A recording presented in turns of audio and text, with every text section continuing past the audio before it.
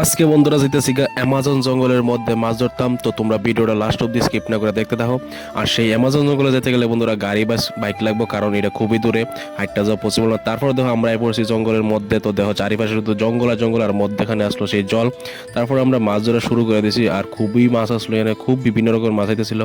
তো বন্ধুরা তোমরা যদি এইরকম অ্যামাজন জঙ্গলের মধ্যে মাছ ধরতে চাও, তোমরা আমাদের কন্ট্যাক্ট করো কমেন্টে জানাও। তারপর দেখো এদিকে আমিও দাদার লগে মাছ ধরা শুরু করেছি। আর বন্ধুরা এই যে প্যাকেটটা জলে ভরে গেছিলো, কিভাবে আমি তোমরা কইতেছি, অ্যাকচুয়ালি আমি দাদার লগে মাছ ধরতে আমি পাড়ে রেখে গেছিলাম প্যাকেটটা, তো আয়েসা দেখি বকে লয়ে যেতেছিল।